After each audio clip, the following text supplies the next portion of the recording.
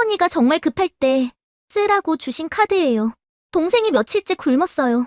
제발 분유 한 통만요. 잠시 망설이던 주인은 믿지도 않는 얼굴로 카드를 받아듭니다. 그리고 단말기에 꽂는 순간 띠릭 승인되었습니다. 같은 시각 출장 중 머물던 호텔 회장실 아내의 휴대폰이 뜻밖의 울립니다. 결제 알림 종합 분유 슈퍼 그 카드는 이미 세상에 없는 사람의 것이었습니다. 도대체 이 아이 손에 들린 카드에는 어떤 사연이 숨겨져 있었던 걸까요? 얼어붙은 가슴을 녹여줄 이야기, 구독과 좋아요로 함께 해주세요. 비닐하우스의 찢어진 틈새를 거센 칼바람이 비집고 들어와 냉골인 방바닥을 사정없이 훑고 지나갑니다. 입김이 하얗게 서리는 방 안 스티로폼 아래에서 미세하게 움직이는 민재의 가슴을 보는 순간 소희의 심장이 쿵 내려앉습니다. 10살 소희는 빨개진 손을 호흡으로 녹인 뒤 조심스럽게 동생의 이마에 손을 얹었습니다. 차가운 얼음장을 만진 듯 쏘스라치게 놀라 손을 떼어냅니다. 민재를 이대로 둘 수 없다는 생각이 머릿속을 가득 채웁니다. 더 이상은 안 됩니다. 소희는 떨리는 손으로 베개 밑 깊숙한 곳을 더듬기 시작했고 손끝에 까칠한 낡은 양말 한 짝이 잡혔습니다. 그 안에 숨겨진 차가운 금속의 감촉. 돌아가신 할머니가 절대 남들 보게 하지 말라며 정말 죽을 것 같을 때만 쓰라고 신신당부하셨던 금색별 카드였습니다. 소희의 손이 카드를 쥔 채 파르르 떨립니다. 할머니와의 약속을 어긴다는 죄책감에 심장이 쿵쿵거리네요. 하지만 민재의 작은 숨소리가 다시 귓가를 때립니다. 소희는 눈물을 훔치며 결심을 굳힙니다. 방구석에 걸려있던 솜이 다 빠져 납작해진 어른용 낡은 패딩을 꺼내 걸쳐 입었습니다. 자기 몸보다 3배는 커서 소매를 몇 번이나 접어야 했습니다. 그 패딩 안쪽 깊숙한 곳에 민재를 안고 자신의 체온으로 아이를 꽁꽁 감싸 안았습니다. 소희는 찢어진 운동화 끈을 꽉 조여 매고 밖으로 나섭니다.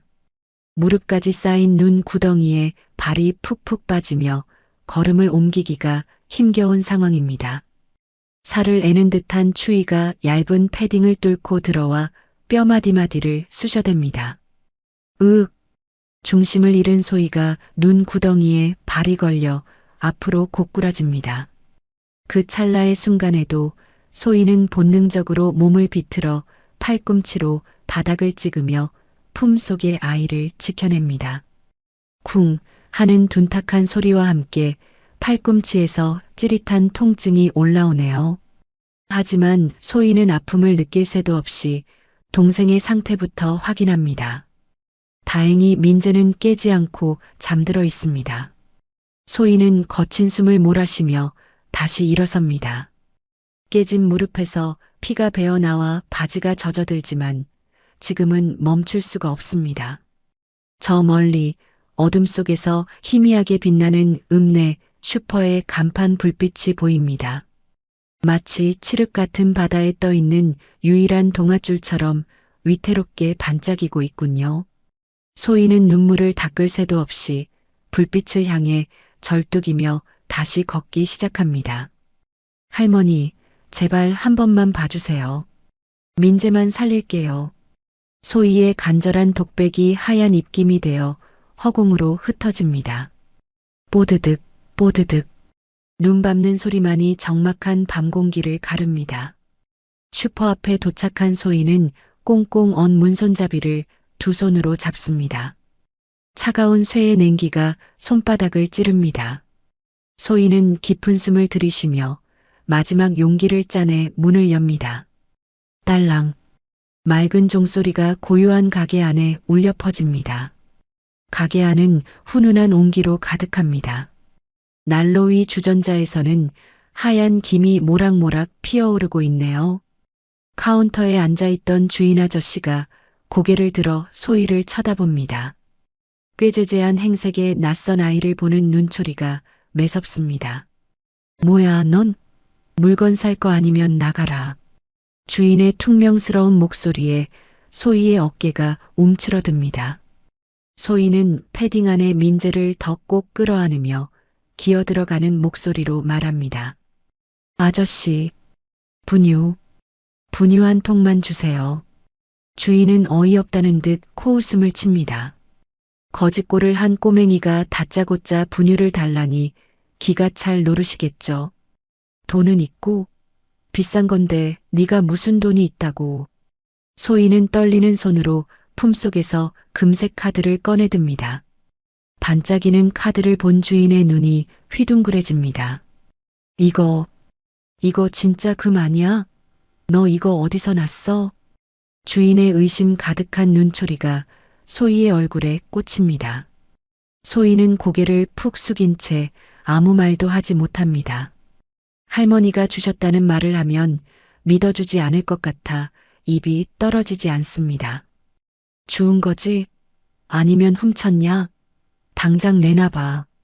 주인이 카드를 낚아채듯 가져갑니다. 소희는 카드를 뺏기지 않으려 안간힘을 쓰지만 어른의 힘을 당해낼 재간이 없습니다. 아니에요. 우리 할머니가 주신 거예요. 제발이요. 동생이 굶고 있어요. 소희의 애원에도 주인은 들은 채도 하지 않습니다. 카드를 이리저리 살펴보던 주인이 피식 비웃으며 말합니다. 거짓말하지 마. 이런 귀한 카드를 너 같은 애한테 줬을 리가 없잖아. 경찰에 신고하기 전에 솔직히 말해. 소희는 왈칵 눈물이 쏟아집니다.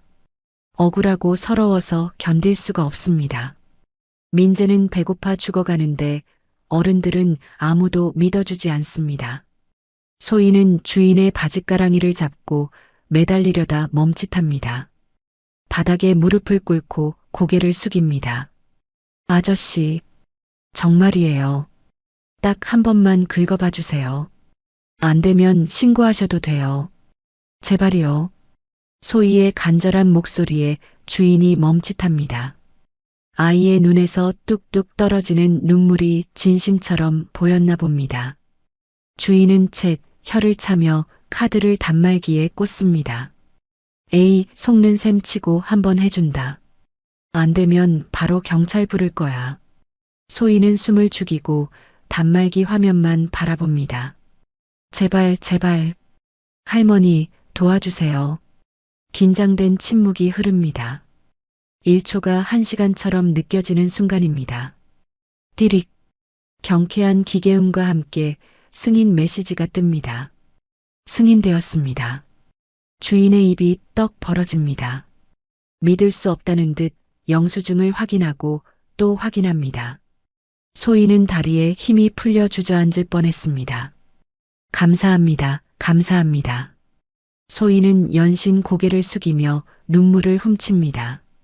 주인은 얼떨떨한 표정으로 분유 한 통을 소희에게 건네줍니다. 소희는 분유통을 보물처럼 품에 안고 가게를 나섭니다. 차가운 밤 공기가 다시 얼굴을 때리지만 이제는 춥지 않습니다. 민재를 살릴 수 있다는 생각에 가슴이 벅차오릅니다. 소희는 눈보라 속을 뚫고 다시 비닐하우스로 향합니다. 돌아가는 발걸음이 한결 가볍습니다. 하지만 소희는 알지 못했습니다. 방금 긁은 그 카드가 어떤 파장을 불러올지, 그리고 지금 서울 평창동 저택에서 무슨 일이 벌어지고 있는지 말입니다. 어둠 속에서 소희의 작은 등이 멀어집니다. 뽀드득, 뽀드득. 눈 밟는 소리만이 여전히 밤의 정막을 지키고 있습니다. 서울 평창동의 거대한 저택. 이중창으로 외부 소음을 완벽히 차단한 2층 서재는 마치 시간과 공기가 멈춰버린 진공 상태 같습니다. 두꺼운 암막 커튼이 창문을 빈틈없이 가리고 있어 지금 밖에서 눈보라가 몰아치는지 해가 떴는지조차 알 수 없는 칠흑 같은 어둠뿐이네요. 오로지 책상 위에 낡은 스탠드 조명 하나만이 위태롭게 깜빡이며 방의 주인을 비추고 있었습니다. 강 회장은 초점 없는 눈동자로 방 한 구석을 응시합니다. 그곳에는 3년 전 세상을 떠난 아내가 즐겨 앉던 낡은 흔들의자가 놓여 있습니다. 주인을 잃은 지 오래되었건만 강 회장은 매일 밤 그 의자를 닦으며 아내가 금방이라도 문을 열고 들어와 앉을 것 같은 환상 속에 살고 있습니다. 여보, 오늘따라 당신이 끓여주던 보리차 냄새가 나는구려. 강 회장의 갈라진 목소리가 허공에 흩어집니다. 대답 없는 방 안에는 괴종시계의 태엽 돌아가는 소리만이 째깍, 째깍 심장 박동처럼 울려 퍼지고고 강 회장은 식어버린 찻잔을 들어 입으로 가져갑니다. 차가운 액체가 목구멍을 넘어가는 그 순간이었습니다. 징, 징. 고요한 서재의 정막을 찍고 책상 서랍 깊은 곳에서 낯선 진동 소리가 들려왔습니다. 강 회장의 손이 허공에서 딱 멈춥니다. 잘못 들은 걸까요? 아니면 3년 내내 그리워하다 결국 환청을 듣게 된 걸까요? 강 회장은 숨조차 쉬지 못하고 귀를 기울입니다. 징, 잘못 들은 게 아닙니다. 분명 서랍 아닙니다. 강 회장의 동공이 지진이 난 듯 흔들립니다. 떨리는 손으로 찻잔을 내려놓으려다 덜그럭거리며 받침에 부딪혀 차가 쏟아졌습니다. 하지만 닦을 생각조차 하지 못하네요. 3년 전 아내가 숨을 거둔 그날 이후로 단 한 번도 열어보지 않았던 맨 아래 칸 서랍. 충전기를 꽂아둔 채 방치했던 아내의 유품, 구형 스마트폰이 그 안에 있습니다. 기익. 오랫동안 열리지 않았던 나무 서랍이 마찰음을 내며 열립니다. 어둠 속에서 휴대폰 액정이 파르스름한 빛을 뿜어내고 있습니다. 강 회장은 마른 침을 삼키며 조심스럽게 휴대폰을 집어듭니다. 먼지 쌓인 액정 위에 선명하게 떠있는 알림창 하나. 카드 승인 종합 분유 슈퍼 32,000원 일시불. 강 회장은 자신의 눈을 의심하며 안경을 벗었다 다시 씁니다. 글자는 사라지지 않습니다. 아내의 카드입니다. 아내가 죽기 전 지갑 속에 소중히 넣어두었던 바로 그 BVIP 블랙카드 말입니다. 이게 어떻게... 심장이 쿵 내려앉아 발끝까지 떨어지는 기분입니다. 도난일까요? 누군가 아내의 유품을 훔쳐가서 고작 3만 원짜리 물건을 산 걸까요? 이성은 그렇게 말하고 있습니다. 당장 비서실에 전화를 걸어 카드 정지를 시키고 경찰을 부르라고 소리칩니다. 하지만 강 회장의 가슴은 이성과 정반대로 미친 듯이 뛰기 시작합니다. 종합분유 슈퍼. 도둑이라면 명품관이나 금은방을 갔을 겁니다. 하필이면 분유라니요. 강 회장의 머릿속에 3년 전의 기억이 섬광처럼 스쳐 지나갑니다. 아내가 병상에서 혼미한 정신으로 중얼거렸던 마지막 말.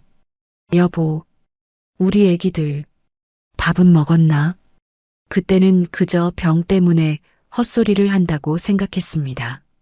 하지만 만약 아내가 자신이 모르는 무언가를 숨기고 있었다면요?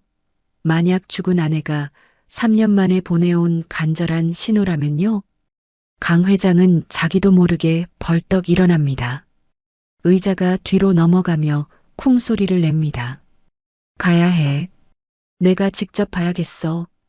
강 회장은 잠옷바람인 것도 잊은 채 옷걸이에 걸린 두꺼운 코트 하나만 대충 걸치고 방문을 박차고 나갑니다. 늘 모든 일을 비서와 경호팀에게 맡기던 강 회장이 그날만큼은 직접 움직이기로 했습니다. 세상 밖으로 뛰쳐나가는 순간입니다. 현관문을 열자마자 거센 눈보라가 강 회장의 뺨을 후려쳤습니다. 살을 애는 칼바람이 옷깃을 파고들지만 지금 그에게 추위 따위는 느껴지지 않았습니다. 오로지 확인해야 한다는 일념 하나뿐이네요. 차고에 세워져 있던 검은색 세단의 시동을 겁니다.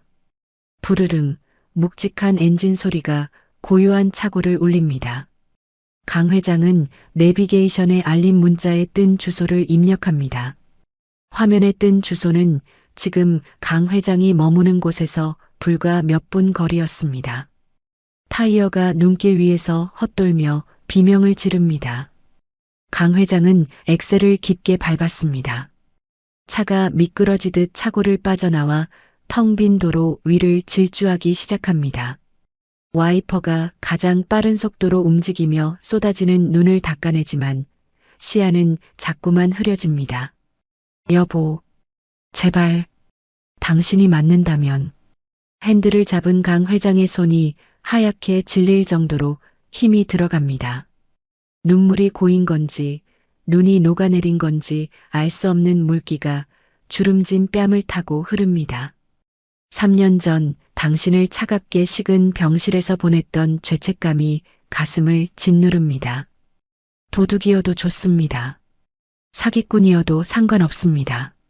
그저 아내의 흔적이라도 느낄 수만 있다면 악마에게 영혼이라도 팔 수 있을 것 같은 심정입니다. 차는 눈 쌓인 골목길을 미끄러지듯 파고듭니다. 폭설 경보가 내린 도로는 거대한 빙판입니다. 옆 차선에서 트럭이 경적을 울리며 지나가지만 강 회장의 귀에는 들리지 않습니다. 오로지 내비게이션에 남은 거리 숫자만 눈에 들어옵니다. 10km, 5km, 1km. 마침내 내비게이션이 목적지 도착을 알립니다. 저 멀리 어둠 속에서 희미하게 불을 밝히고 있는 낡은 슈퍼마켓이 보입니다.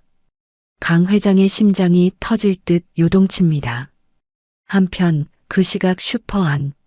주인은 소희에게 분유통을 건네주면서도 여전히 의심의 눈초리를 거두지 않고 있습니다. 너 이거 진짜 훔친 거 아니지?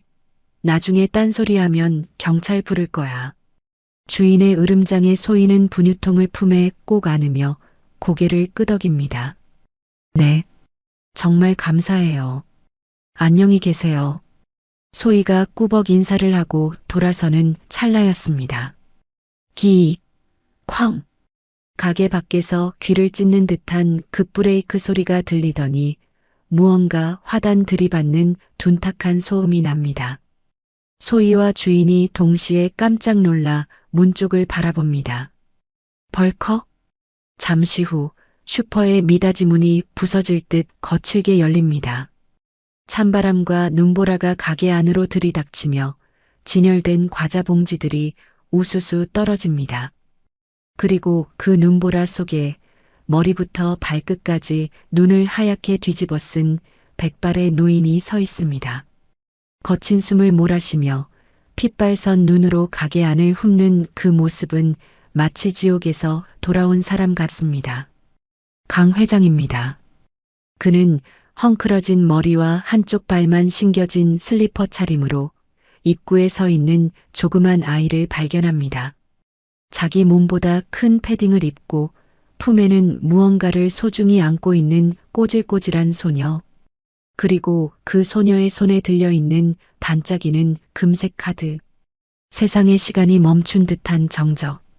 강 회장의 시선이 카드를 쥔 아이의 손에서 멈춥니다. 그리고 천천히, 아주 천천히 아이의 얼굴로 올라갑니다.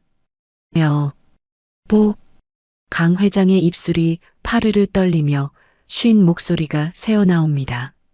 그것은 도둑을 잡으러 온 회장의 분노가 아니었습니다.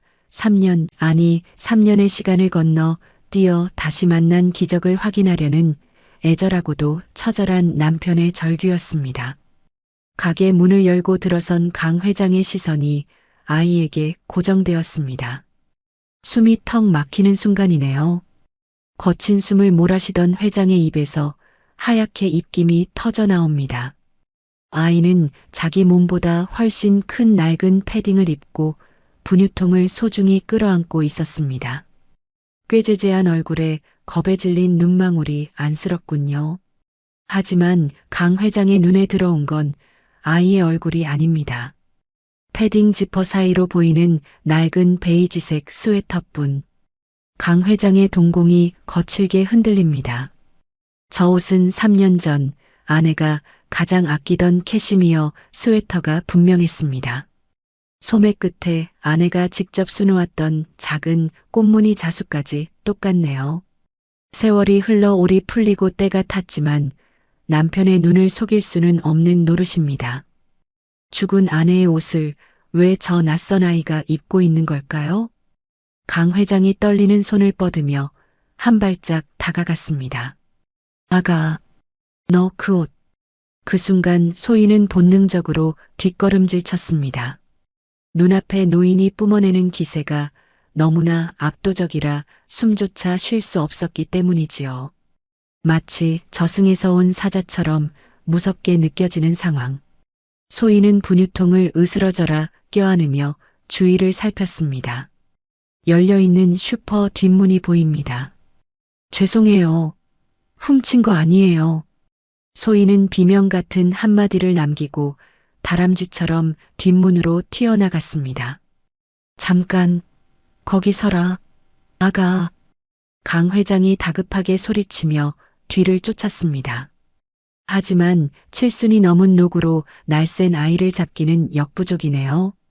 강 회장은 뒷문을 열고 밖으로 나갔습니다.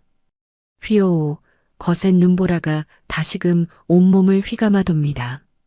한치 앞도 보이지 않는 하얀 어둠 속 아이는 이미 사라지고 없습니다.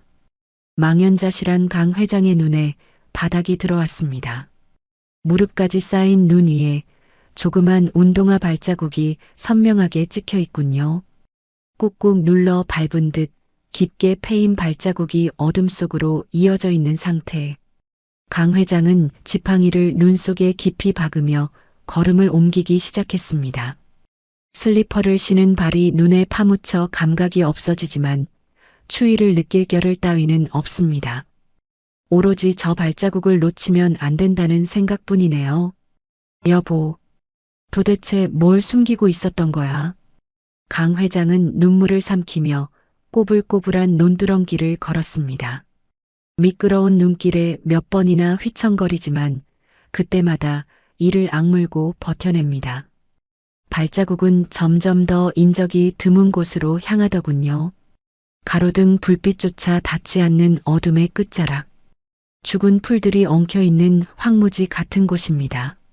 한참을 걸었을까요? 거친 숨을 몰아쉬던 강 회장의 눈앞에 폐허가 된 비닐하우스 단지가 나타났습니다. 앙상한 뼈대만 남은 하우스들이 흉물스럽게 방치되어 있었습니다. 찢어진 비닐들이 바람에 날려 파닥거리는 소리가 마치 귀신들의 울음소리처럼 스산하게 들려옵니다. 사람의 온기라고는 찾아볼 수 없는 죽음의 땅이네요. 아이의 작은 발자국은 그 중에서도 가장 구석진 반쯤 무너져가는 비닐하우스 앞에서 뚝 끊겨 있었습니다. 강 회장은 멈춰섰습니다. 설마 이런 곳에 사람이 산다는 건가요? 믿기지 않는 현실 앞에 가슴이 먹먹해집니다. 바람이 불 때마다 덜컹거리는 낡은 문짝은 금방이라도 떨어져 나갈 것 같습니다. 강 회장은 떨리는 손을 들어 비닐문을 조심스럽게 걷어 올렸습니다. 손끝에 닿는 비닐의 차가운 감촉이 심장까지 전해집니다. 기익!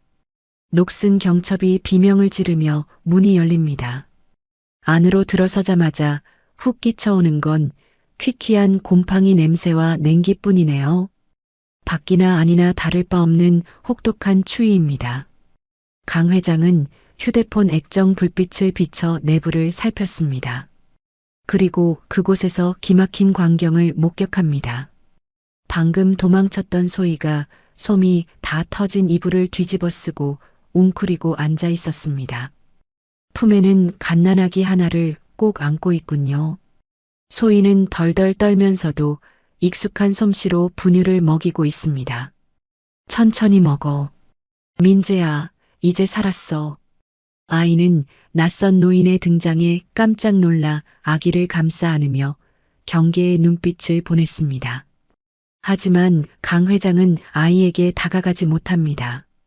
그의 시선이 아이 너머 방 한 구석에 고정되었기 때문이지요. 그곳에는 낡은 귤 상자가 엎어져 있고 그 위에 플라스틱 반찬통들이 탑처럼 쌓여 있는 상황. 파란색 꽃무늬가 그려진 반투명한 통들.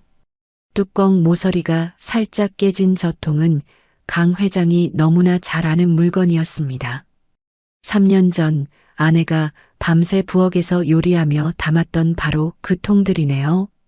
강 회장의 머릿속에 3년 전의 기억이 파노라마처럼 스쳐 지나갑니다. 여보, 밤늦게 뭐 하는 거야? 부엌에서 달그락거리는 소리에 잠을 깬 강 회장이 물었었지요. 아내는 당황한 기색을 감추며 웃었습니다. 아, 친구가 몸이 안 좋다길래 밑반찬 좀 했어요. 장조림이랑 멸치볶음 좀 보내주려고요. 그때 아내가 정성스럽게 음식을 담던 통이 바로 저것들입니다. 친구에게 보낸다고 했습니다. 그런데 왜 저 반찬통들이 이 쓰러져가는 비닐하우스에 있는 걸까요? 왜 낯선 아이들이 저 통을 밥그릇처럼 쓰고 있는 걸까요? 강 회장의 시선이 반찬통 옆에 놓인 바닥으로 떨어졌습니다.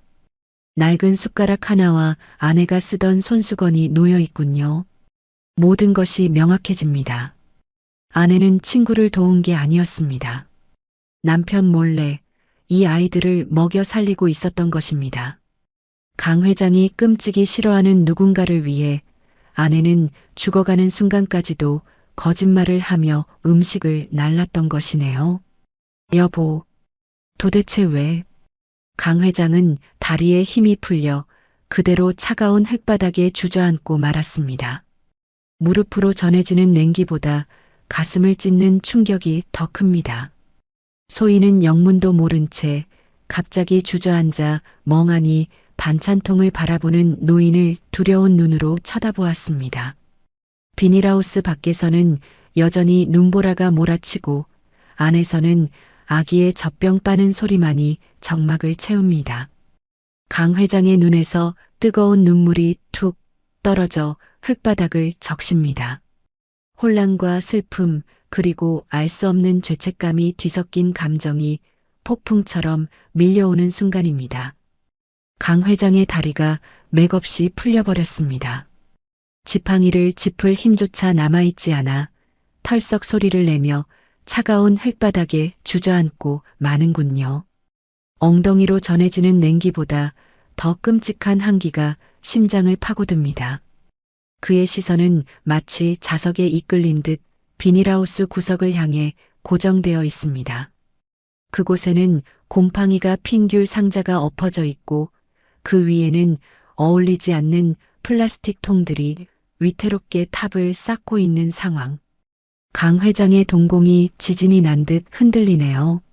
저건 내 아내가 쓰던 것들이 분명합니다. 파란색 꽃무늬가 그려진 반투명한 라겔락 통들. 뚜껑 모서리가 살짝 불에 그을려 녹아있는 저 자국. 3년 전 아내가 가스불 옆에 뚜껑을 잘못 떴다가 태워먹고는 아까워서 못 버리겠다며 웃던 바로 그 통이군요. 강 회장의 숨이 턱턱 막혀옵니다. 당시 아내는 밤마다 부엌에서 달그락거리며 반찬을 만들곤 했습니다. 여보, 안 자고 뭐해? 하고 물으면 아내는 항상 당황한 얼굴로 둘러대곤 했지요. 아, 고향 친구가 몸이 안 좋다길래 밑반찬 좀 해서 택배 보내려고요. 멸치랑 장조림 좀 했어요. 새빨간 거짓말이었습니다. 친구 따위는 없었던 겁니다. 아내는 이 춥고 더러운 비닐하우스로 몰래 밥을 나르고 있었던 거네요. 강 회장이 며느리를 내쫓으며 내 눈앞에 띄면 뼈도 못 추릴 줄 알라고 으름장을 놓았던 그 날부터 아내는 남편 몰래 이중생활을 해왔던 것입니다. 강 회장의 입에서 짐승의 신음 같은 소리가 새어나옵니다. 떨리는 손을 뻗어 바닥에 뒹구는 낡은 공책 한 권을 집어들었습니다. 습기를 먹어 눅눅해진 표지 위에 매직으로 쓴 글씨가 보이네요. 손녀익이 틀림없는 아내의 필체입니다. 오른손 마비가 와서 삐뚤빼뚤해졌던 죽기 직전의 글씨체. 강 회장은 감전이라도 된 듯 온몸을 떨며 첫 장을 넘깁니다. 누렇게 바랜 종이 위로 12년 전의 날짜가 비수처럼 꽂힙니다. 눈 오는 날, 영감이 며느리를 내쫓았다. 만삭인 아이를. 나는 무서워서 말리지도 못했다. 나는 씻을 수 없는 죄인이다. 강 회장의 심장이 쿵 하고 내려앉습니다. 12년 전 장례식장에서 며느리의 멱살을 잡고 저주를 퍼부었던 자신의 광기가 생생하게 떠오르는군요. 아내는 그날의 죄책감을 지옥처럼 안고 살았던 겁니다. 강 회장의 손이 발작하듯 빠르게 다음 장을 넘깁니다. 종이가 넘어가는 소리가 거칠어집니다. 페이지마다 꾹꾹 눌러 쓴 아내의 목소리가 환청이 되어 귓가에 웅웅거리는 상황. 몰래 가방을 사줬다. 우리 손녀가 제 아비를 쏙 빼닮았다. 영감이 이 핏줄을 한 번만 안아주면 좋을 텐데. 글자마다 물기 어린 사랑이 가슴을 후벼 팝니다. 자신이 며느리를 욕할 때마다 아내는 뒤에서 피눈물을 흘리며 이 아이들을 지켜왔던 겁니다.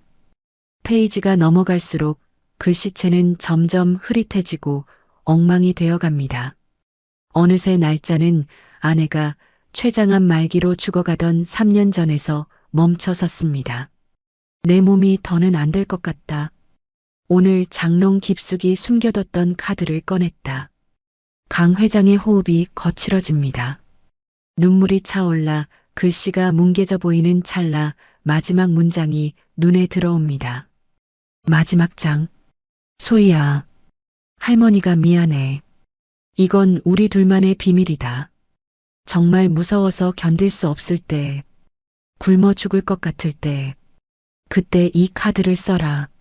할아버지가 널 미워하는 것 같아도 속은 따뜻한 분이다. 이 카드가 너를 지켜줄 거다. 부디 사람한다오. 마지막 문장은 아내의 눈물 자국으로 얼룩져 번져 있습니다. 그 뒤로는 3년의 공백, 새하얀 백지만이 남겨져 있군요. 아내가 세상을 떠난 후 남겨진 아이들이 3년 동안 겪었을 고통과 배고픔이 그 백지 속에 비명처럼 담겨 있는 듯합니다. 흑. 강 회장은 수첩을 가슴에 으스러져라 품고 더는 참을 수 없는 울음이 터져 나왔습니다. 소리조차 나오지 않는 가슴 깊은 곳이 무너져 내리는 듯한 고통이 밀려옵니다. 자신이 며느리를 내쫓지만 않았어도, 자신이 아집을 부리지 않고 아내의 말을 한 번만 들었어도 아내는 마음의 병을 얻어 그렇게 빨리 가지 않았을 겁니다. 그리고 이 핏덩이들이 3년 동안 쓰레기장 같은 곳에서 떨지 않았을 테지요. 미련한 사람, 나를 얼마나 매정한 놈으로 알았으면. 죽는 순간까지 회한이 밀려와 가슴을 쥐어뜯는 상황. 모든 것이 자신의 죄였습니다. 자신은 피해자가 아니라 가족을 파탄낸 가장 끔찍한 가해자였던 겁니다. 강 회장이 젖은 눈을 들어 아이를 봅니다. 비닐하우스 구석, 낡은 이불을 뒤집어 쓴 소희가 영문도 모른 채 겁에 질려 떨고 있군요. 소희는 낯선 노인이 갑자기 오열하자 혹시라도 해코지를 당할까봐 아기를 품속 깊이 숨기며 뒷걸음질 칩니다. 오지 마세요. 우리 돈 없어요. 소희의 덜덜 떨리는 목소리가 강 회장의 가슴에 비수처럼 꽂힙니다. 강 회장의 시선이 소희의 손에 머무네요. 차가운 물에 분유를 녹이느라 붉게 부어오른 손등. 동상에 걸려 피부가 터지고 피고름이 딱지처럼 맺혀있는 작은 손입니다. 저 손은 3년 전 자신이 쫓아냈던 며느리의 손이자 아내가 그토록 지키려 했던 생명줄이었습니다. 이제야 모든 퍼즐이 맞춰지는군요. 3년 만에 울린 카드 알림은 도난도 장난도 아니었습니다. 지하에 있는 아내가 보낸 제발 내 새끼들 좀 살려달라는 피 끓는 유언이었던 겁니다. 강 회장은 흐르는 눈물을 손등으로 거칠게 훔쳐냈습니다. 지금은 울고 있을 때가 아니라는 생각이 번뜩 드는군요. 당장이라도 저 아이들을 끌어안고 미안하다. 할애비가 늦었다고 빌어야 하는 상황. 강 회장은 떨리는 다리에 힘을 주며 지팡이를 땅에 짚고 힘겹게 몸을 일으켜 세웁니다. 아가, 겁먹지 마라. 해치려는 게 아니란다. 강 회장이 쉰 목소리로 한 발짝 다가가는 순간이었습니다. 쾅! 비닐하우스의 낡은 판자문이 굉음과 함께 활짝 열렸습니다. 경첩이 뜯겨나가 덜렁거리는 문틈으로 밖에서 휘몰아치던 매서운 눈보라가 폭포수처럼 들이닥치네요. 순식간에 비닐하우스 안에 미약한 온기가 사라지고 촛불이 휘청이다 꺼져버리는 긴박한 상황. 칠흑 같은 어둠이 다시금 아이들을 덮칩니다. 아, 살려주세요. 소희가 비명을 지르며 민재를 감싸 안고 구석으로 몸을 웅크립니다. 어둠 속에서 무거운 군화 발자국 소리가 뚜벅, 뚜벅 울려 퍼지는군요. 거친 숨을 몰아쉬며 들어선 그림자. 화훼단지 관리조합장 박씨입니다. 이 쥐새끼 같은 것들이 내가 인기척 내지 말라고 했지. 조합장의 고함이 좁은 하우스를 쩌렁쩌렁 울립니다. 그는 손에 든 손전등을 아이들의 얼굴에 정통으로 비추는군요. 강렬한 빛에 소희가 눈을 뜨지 못하고 고개를 돌리는 찰나 조합장은 아이들 앞에 놓인 얇은 솜니부를 거칠게 걷어차듯 밀쳐냈습니다. 차, 이딴 거 덮고 있으면 안 추울 줄 알았냐? 당장 안 나가? 아이들을 지켜주던 유일한 방패가 허무하게 날아가는 순간 소희는 민재를 온몸으로 덮으며 바닥에 납작 엎드렸습니다. 살을 애는 찬바람이 무방비 상태인 남매의 등을 사정없이 때리는군요. 소희는 고개를 숙인 채 입술을 꽉 깨물며 침묵으로 버틸 뿐입니다. 독한 것들, 말로 해서는 안 듣는다 이거지? 조합장은 방 한쪽을 발로 차며 위협적인 소리를 냈습니다. 바스락. 하얀 재가 먼지처럼 피어올라 아이들의 머리 위로 쏟아지는 상황. 이곳은 사람이 사는 집이 아니었습니다. 그저 짓밟히고 부서지기 직전의 폐허일 뿐이네요. 어둠 속에 숨어 이 광경을 지켜보던 강 회장의 주먹이 부들부들 떨립니다. 피가 거꾸로 솟는다는 말이 무슨 뜻인지 70평생 처음으로 느끼는 중입니다. 내 손주들이 지난 3년 동안 이런 지옥에서 살았다는 말인가요? 저런 자에게 굽신거리며 생명을 구걸했다는 사실이 강 회장의 가슴을 난도질합니다. 내 땅이야. 내일 아침에 포클레인 들어오니까 당장 나가. 조합장이 위협적으로 한 발짝 더 다가섰습니다. 소희가 겁에 질려 뒷걸음질 치는 바람에 민재를 감싸고 있던 낡은 패딩 점퍼마저 벗겨지고 말았군요. 칼바람을 정통으로 맞은 갓난아기 민재가 자지러지게 울음을 터뜨립니다. 으앙! 아기의 울음소리가 날카롭게 고막을 찌릅니다. 조합장의 시선이 소희가 안고 있던 분유통에 집요하게 꽂혔습니다. 시끄러운 입을 막으려면 밥통부터 치워야겠다는 신보입니다. 아저씨 안 돼요. 이거 민재 밥이에요. 소희가 울면서 분유통을 등 뒤로 숨깁니다. 하지만 조합장은 내놔. 소리치며 아이를 잡으려 손을 치켜드는 위기일발의 상황. 그때였습니다. 멈춰라. 낮지만 묵직한 목소리가 공기를 가릅니다. 조합장의 손이 허공에서 딱 멈추는군요. 동굴 깊은 곳에서 울리는 호랑이의 포효 같은 저음. 강 회장이 어둠 속에서 천천히 걸어 나와 아이들 앞을 막아섰습니다. 그의 등은 굽지 않았습니다. 지팡이를 짚고 서 있는 모습이 마치 거대한 산처럼 아이들을 보호하고 있네요. 예상치 못한 노인의 등장에 조합장이 멈칫하며 뒤를 돌아봅니다. 당신 뭐야? 이 거지들 가족이라도 돼? 조합장이 어이없다는 듯 코웃음을 칩니다. 누가 봐도 꼬질꼬질한 강 회장은 눈 하나 깜짝하지 않고 조합장을 쏘아봅니다. 그 눈빛에는 서슬 퍼런 살기가 감돌고 있는 상황. 가족이라. 그래, 내가 이 아이들 하랩이다. 강 회장의 대답에 소희가 놀란 눈으로 노인의 뒷모습을 올려다봅니다. 하랩이라니요. 소희는 태어나서 한 번도 본 적 없는 할아버지의 존재를 지금 듣게 된 겁니다. 조합장은 기가 막히다는 표정으로 강 회장을 위아래로 훑어보았습니다. 비닐하우스에 기생하는 거지가 하나 더 늘었다고 생각했겠지요. 아주 쌍으로 난리굿을 피우네. 노인네가 노망이 났나, 죽고 싶어서 환장했어? 조합장은 몽둥이를 쥔 채 한 발짝 더 다가섰습니다. 공기가 팽팽하게 굳어졌습니다. 금방이라도 내려칠 듯한 일촉즉발의 대치 상황. 허름한 비닐하우스 안, 대한민국 최고 권력자와 동네 건달의 숨막히는 기싸움이 시작되었습니다. 하랩이 웃기고 있네. 조합장은 비웃음을 흘리며 강 회장의 가슴팍을 몽둥이 끝으로 툭툭 쳤습니다. 감히 천하의 강태훈 회장의 몸에 더러운 막대기를 대다니요. 하지만 강 회장은 미동조차 하지 않고 서늘한 눈빛으로 상대를 내려다볼 뿐이네요. 마치 짖는 개를 바라보는 호랑이의 눈빛과도 같습니다. 이봐, 노인네.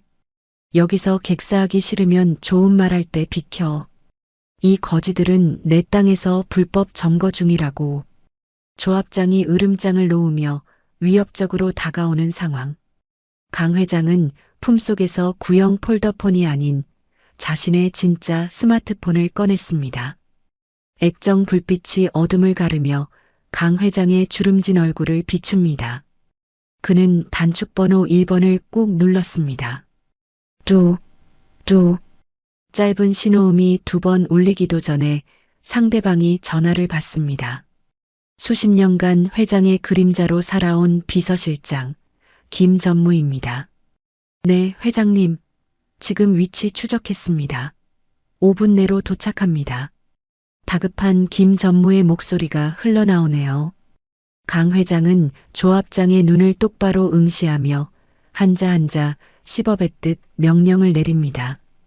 김 실장, 지금 당장 법무팀 소집해. 예. 그리고 이 화훼단지 땅 주인한테 연락해서 부르는 게 값이니까 당장 4명이로 매입해. 단 1평도 남기지 말고 싹 다 사들여. 강 회장의 호령이 좁은 비닐하우스를 쩌렁쩌렁 울렸습니다. 그 목소리에는 거역할 수 없는 절대적인 힘이 실려 있군요. 옆에서 듣고 있던 조합장의 입이 떡 벌어집니다. 이게 무슨 미친 소리인가 싶으면서도 노인의 태도가 너무나 당당해 비웃음조차 나오지 않는 기이한 공포감. 뭐야? 당신 지금 누구한테 전화하는 거야? 조합장의 목소리가 미세하게 떨립니다. 강 회장은 전화를 끊지 않은 채 얼어붙은 조합장에게 지팡이 끝을 천천히 겨누는군요. 마치 사형 선고를 내리는 재판관처럼 엄숙하고 단호한 모습입니다. 너 방금 내 땅이라고 했나? 강 회장이 한 발짝 다가갑니다. 조합장은 압도적인 기세에 눌려 저도 모르게 뒷걸음질 치고 마네요. 이제부터 여기는 내 땅이다. 그리고 넌 내 허락 없이 남의 집에 무단 침입한 범죄자고. 콰르릉. 때마침 밖에서 천둥 소리가 요란하게 터지며 비닐하우스를 뒤흔들었습니다. 번쩍이는 번개 불빛 아래 분노한 강 회장의 얼굴이 도깨비처럼 무섭게 드러나는 상황. 조합장은 그제야 사태를 파악했습니다. 눈앞의 노인은 그냥 노숙자가 아닙니다. 뉴스에서나 보던 대한민국을 쥐락펴락하는 재벌 총수 강태훈 회장. 회장님? 조합장의 다리가 후들거리기 시작합니다. 손에 들고 있던 몽둥이가 힘없이 바닥으로 툭 떨어지네요. 방금 전까지 아이들을 짓밟던 위세는 온데간데 없고 사색이 된 얼굴로 덜덜 떨기만 할 뿐입니다. 내 핏줄을 건드린 대가가 얼마나 혹독한지. 뼈저리게 가르쳐주마. 강 회장의 서슬 퍼런 경고가 비수가 되어 꽂힙니다. 조합장은 히 하고 비명을 지르며 털썩 주저앉고 말았습니다. 오줌이라도 지린 듯 엉금엉금 기어서 뒷걸음질 치는 꼴이 가관이군요. 그때였습니다. 비닐하우스 밖에서 수십 대의 차량 불빛이 어둠을 찍고 들어옵니다. 비서실장과 경호원들이 도착한 겁니다. 회장님, 검은 양복을 입은 건장한 사내들이 비닐하우스 문을 박차고 들어와 조합장을 에워쌌습니다. 상황은 완벽하게 종료되었습니다. 악몽 같았던 폭력의 시간은 가고 이제 심판의 시간만이 남았을 뿐이네요. 강 회장은 바닥에 널브러진 조합장에게 눈길조차 주지 않고 몸을 돌립니다. 그의 시선은 오직 구석에서 떨고 있는 아이들에게 향해 있습니다. 아가. 강 회장은 지팡이를 내려놓고 떨리는 무릎을 굽혀 아이들의 눈높이에 맞췄습니다. 조금 전에 호랑이 같은 모습은 사라지고 눈물이 그렁그렁한 할아버지의 얼굴만 남았군요. 소희는 여전히 경계심을 풀지 못한 채 민재를 꼭 끌어안고 있습니다. 괜찮다. 이제 다 괜찮아. 강 회장이 조심스럽게 손을 뻗어 흙투성이가 된 소희의 작은 손을 감싸주는 상황. 그 따뜻한 온기에 소희의 눈에서 참았던 눈물이 왈칵 쏟아집니다. 강 회장이 전화를 끊었지만 비닐하우스 안에는 여전히 팽팽한 긴장감이 감돕니다. 조합장은 잠시 주춤했으나 이내 상황을 받아들이지 못하고 다시 도끼를 품는군요. 천하의 강태훈 회장이 이런 누추한 곳에 그것도 거짓골로 있을 리 없다는 자기 합리화가 끝난 겁니다. 그는 바닥에 떨어진 몽둥이를 다시 집어들며 입가에 비릿한 웃음을 띠는 상황. 연기 한번 그럴싸하네. 어디서 삼류 배우라도 섭외했냐? 조합장의 비아냥거림이 공기를 가릅니다. 하지만 강 회장은 그에게 눈길조차 주지 않습니다. 그의 시선은 오직 바닥에 뒹구는 흙 묻은 솜니불에만 머물러 있네요. 3년 전 아내가 손수 바느질에 며느리에게 보냈던 그 핑크색 이불. 이제는 솜이 다 죽고 때가 타볼품 없어졌지만 아이들을 지켜주던 유일한 방패였습니다. 강 회장은 허리를 굽혀 이불을 집어들었습니다. 손으로 툭툭 흙먼지를 털어내는 동작이 한없이 조심스럽군요. 이리 오거라. 강 회장은 떨고 있는 소희와 민재의 어깨에 이불을 따뜻하게 덮어주었습니다. 마치 세상의 모든 추위로부터 아이들을 격리하겠다는 듯한 단호한 손길입니다. 자신을 투명 인간 취급하는 강 회장의 태도에 조합장의 얼굴이 불그락푸르락해지는 상황. 이 영감탱이가 진짜 미쳤나? 내 말이 말 같지 않아? 이성을 잃은 조합장이 거칠게 욕설을 내뱉으며 강 회장의 어깨를 낚아채려 손을 뻗습니다. 선을 넘으려는 듯한 조합장의 행동에 공간의 긴장이 극도로 치솟았습니다. 쾅! 묵직한 굉음이 비닐하우스 바닥을 울렸습니다. 강 회장이 쥐고 있던 흑단나무 지팡이를 바닥에 내리찍은 소리입니다. 단지 지팡이 하나를 찍었을 뿐인데 마치 거대한 성벽이 솟아오른 듯한 위압감이 느껴지네요. 조합장의 손이 허공에서 딱 멈췄습니다. 강 회장이 천천히 고개를 돌려 조합장을 응시합니다. 그 눈빛에는 분노를 넘어선 차가운 경멸과 절대적인 권위가 서려 있는 상황. 넘지 마라.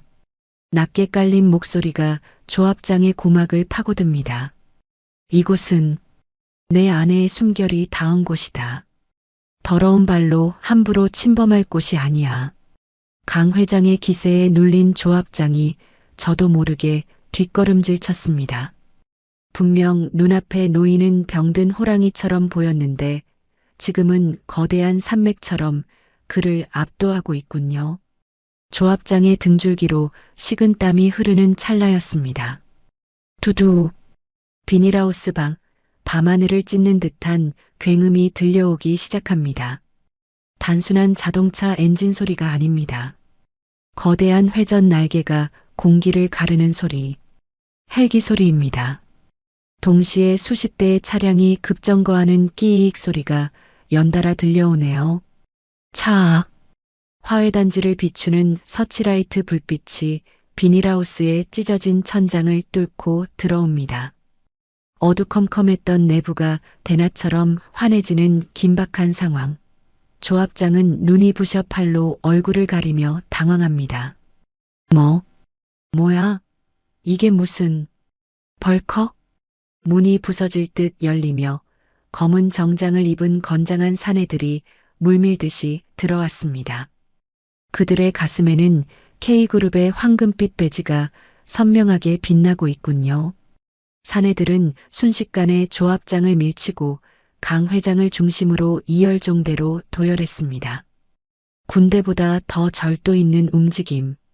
그리고 맨 뒤에서 안경을 쓴 중년의 신사가 숨을 헐떡이며 들어와 강 회장 앞에 멈춰 섰습니다. 비서실장 김전무입니다. 김전무는 흙바닥에 무릎을 꿇을 기세로 허리를 90도로 깊이 숙였습니다.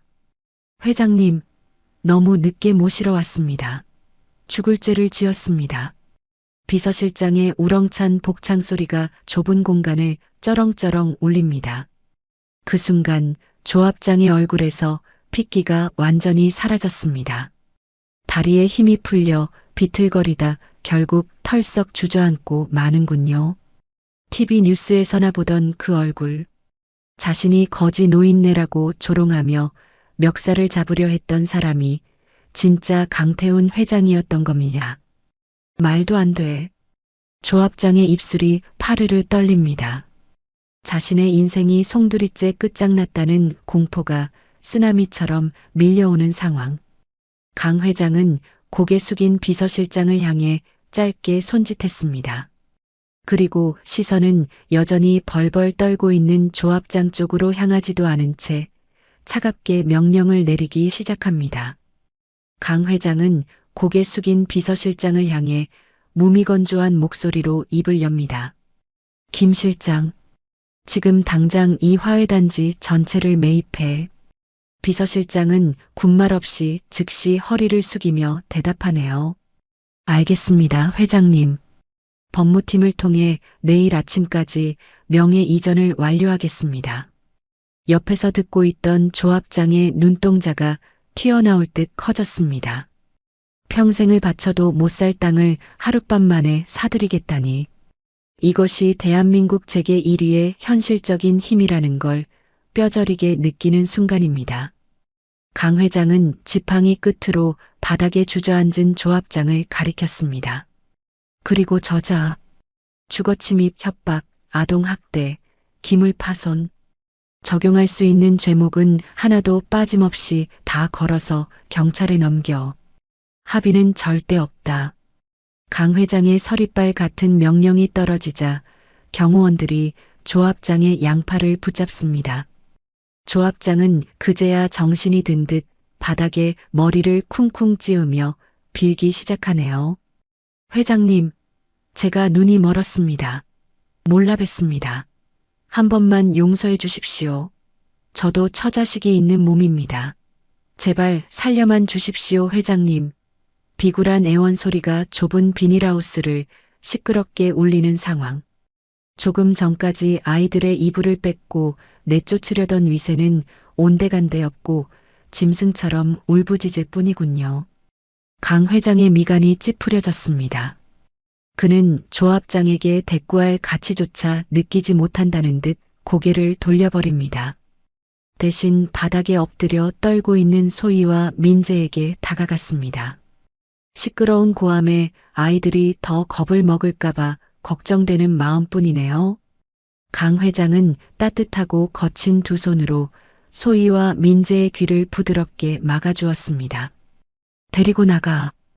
애들 깬다. 짧고 굵은 한마디. 그것으로 상황은 종료되었습니다.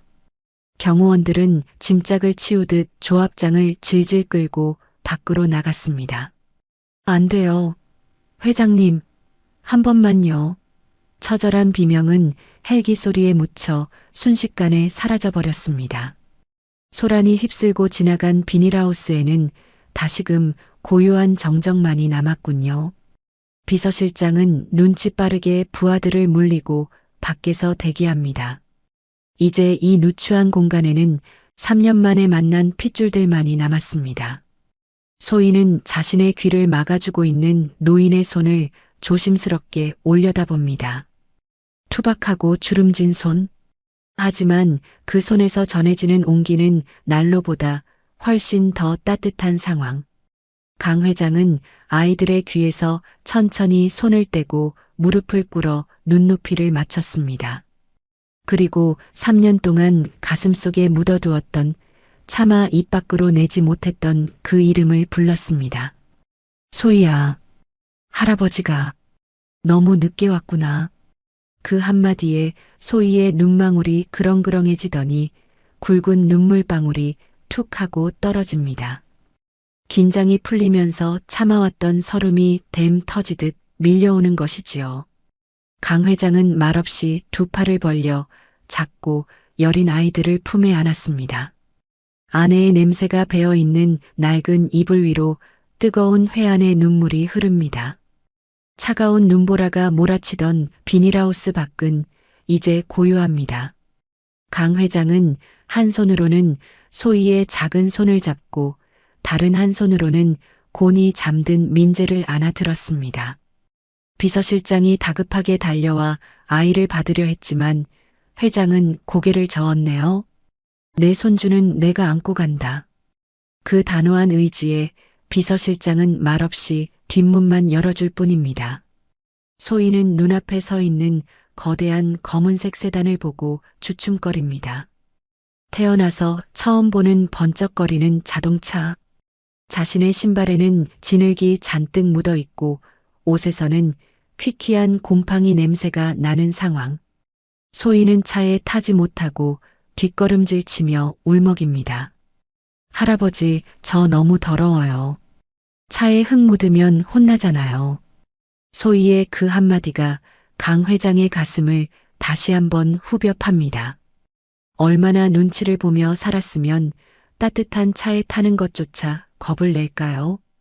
강 회장은 소희의 눈을 맞추며 부드럽게 말했습니다. 괜찮다, 아가. 차는 닦으면 되지만 너는 무엇보다 귀한 내 손녀란다. 어서 타거라, 밖이 춥다. 강 회장의 재촉에 소희는 쭈뼛거리며 조심스럽게 가죽 시트 위에 엉덩이를 걸쳤습니다.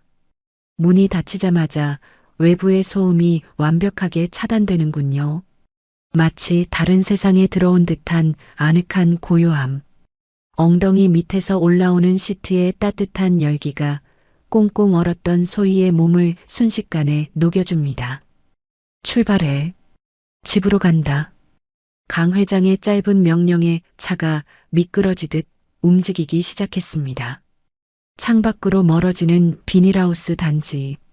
소희는 지옥 같았던 그곳이 시야에서 사라질 때까지 눈을 떼지 못하네요. 정말 끝난 걸까요?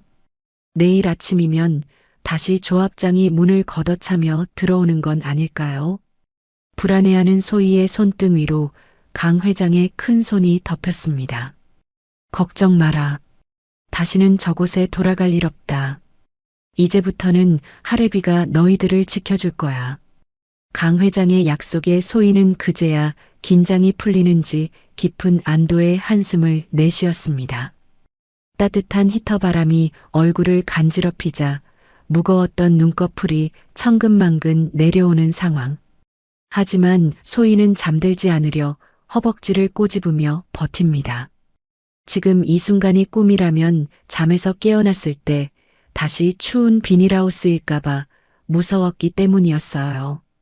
1시간을 달린 차가 드디어 서울 평창동의 가파른 언덕길을 올라갑니다.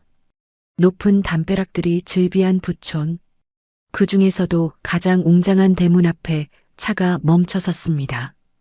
육중한 철문이 저절로 스르륵 열리며 화려한 조명이 켜진 정원이 모습을 드러내는군요.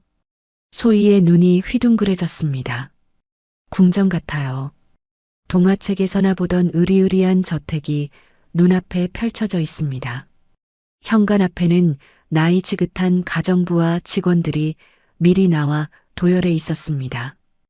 회장님 오셨습니까? 직원들의 우렁찬 인사에 소희는 깜짝 놀라 강 회장의 코트 자락을 꽉 붙잡습니다. 강 회장은 민재를 안은 채 소희의 손을 이끌고 현관으로 들어섰습니다. 어서 오세요, 회장님. 어머나 세상에 이 아이들은. 백발이 성성한 가정부 아주머니가 강 회장의 품에 안긴 아기와 꼬질꼬질한 소희를 보고 입을 다물지 못합니다. 3년 넘게 적막강산이었던 이 집의 아이들이라니요.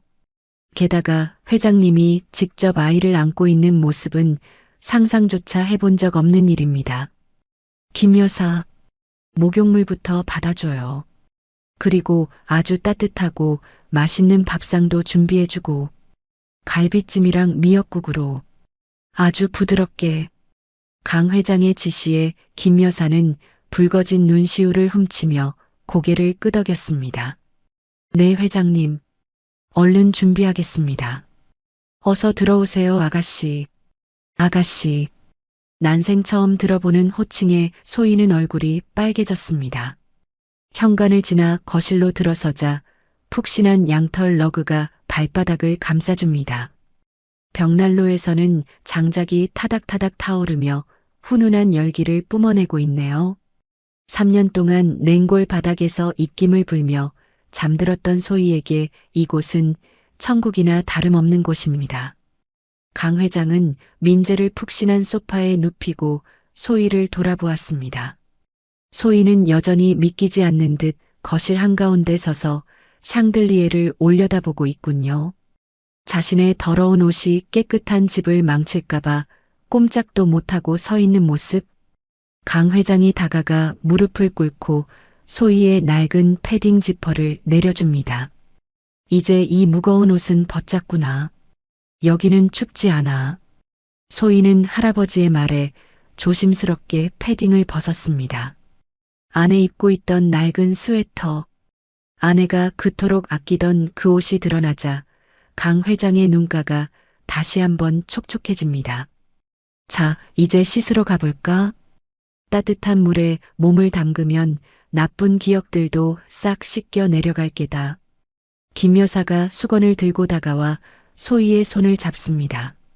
소희는 할아버지를 한번 쳐다보고는 김 여사를 따라 욕실로 향했습니다. 거실에 홀로 남은 강 회장은 소파에 누워 곤히 잠든 민재의 볼을 조심스럽게 쓰다듬어 봅니다. 따뜻하구나. 이제야 비로소 사람 사는 집 같습니다. 욕실 문이 열리고 하얀 수증기가 뭉게구름처럼 피어오릅니다. 김 여사는 장미향 입욕제를 푼 따뜻한 욕조에 물을 가득 받아두었습니다. 소희는 쭈뼛거리며 옷을 벗고 거울 앞에 섰네요. 거울 속에 비친 자신의 모습은 너무나 앙상했습니다. 갈비뼈가 훤히 드러난 마른 몸. 여기저기 멍이 들고 긁힌 상처들이 훈장처럼 남아있는 상황. 소희는 부끄러운 듯 얼른 물속으로 몸을 숨깁니다. 따뜻한 물이 어깨까지 차오르자 소희는 저도 모르게 긴 탄성을 내뱉습니다. 아, 따뜻해. 엄뼈가 녹아내리는 듯한 나른한 감각. 김 여사가 부드러운 스펀지로 소희의 등을 조심스럽게 밀어줍니다. 비눗방울 사이로 회색 구정물이 씻겨 내려가는군요. 그것은 단순히 몸의 때가 아니었습니다. 지난 3년 동안 비닐하우스에서 견뎌온 서러움과 고통이 함께 씻겨 내려가는 순간입니다. 목욕을 마친 소희가 욕실 밖으로 나왔습니다. 새하얀 실내복을 입고 머리까지 말린 소희는 몰라보게 뽀얀 얼굴이 되었습니다. 거실 소파에 앉아 기다리던 강 회장의 눈이 휘둥그레지네요. 자신의 죽은 아내, 아니 며느리의 얼굴도 언뜻 보입니다. 피는 못 속인다더니 제 아비를 쏙 빼닮은 예쁜 아이였군요. 할아버지, 저 다 씻었어요. 소희가 수줍게 웃으며 배꼽 인사를 합니다. 강 회장은 흐뭇한 미소를 지으며 자리에서 일어납니다. 그래, 아주 예쁘구나. 이제 밥 먹으러 가자. 배 많이 고프지. 강 회장의 안내로 들어간 다이닝룸. 식탁 위에는 상다리가 부러질 듯한 진수성찬이 차려져 있습니다. 김이 모락모락 나는 흰 쌀밥과 윤기가 흐르는 갈비찜, 소고기를 듬뿍 넣은 미역국과 노릇노릇 구운 조기까지. 맛있는 냄새가 코끝을 찌르자 소희의 배에서 꼬르륵 소리가 요란하게 울립니다. 민재는 이미 베이비시터의 품에서 고급 분유를 배불리 먹고 잠이 든 상황. 어서 앉거라. 다 너를 위해 준비한 거다. 강 회장이 숟가락을 쥐어주자 소희는 잠시 망설이다가 국을 한술 뜹니다. 따뜻한 국물이 목구멍을 넘어가며 빈속을 달래주네요. 소희는 눈이 번쩍 뜨였습니다. 세상에 이렇게 맛있는 음식은 처음 먹어봅니다. 그때부터 소희는 체면도 잊은 채 허겁지겁 밥을 먹기 시작했습니다. 맨손으로 갈비를 뜯고 국물에 밥을 말아 입안 가득 밀어넣습니다. 얼마나 굶주렸는지 씹지도 않고 삼키는 듯한 모습. 강 회장은 그 모습을 말없이 지켜보다가 조용히 물잔을 밀어줍니다. 천천히 먹어라, 아가. 아무도 뺏어 먹지 않는다. 채알라 꼭꼭 씹어 먹어. 강 회장의 목소리가 미세하게 떨립니다. 잘 먹는 모습이 예쁘면서도 한편으로는 가슴이 미어집니다. 내가 진작 찾았더라면 내 아들이 죽었을 때 며느리를 그렇게 내치지만 않았어도 이 아이가 3년 동안 쓰레기통을 뒤지며 배를 골치는 않았을 텐데. 죄책감이 파도처럼 밀려와 강 회장은 숟가락을 들 수조차 없습니다. 할아버지 안 드세요? 이거 진짜 맛있어요. 소희가 입가에 밥풀을 묻힌 채 고기 반찬을 강 회장의 밥그릇 위에 올려줍니다. 자신이 제일 좋아하는 고기를 양보하는 마음.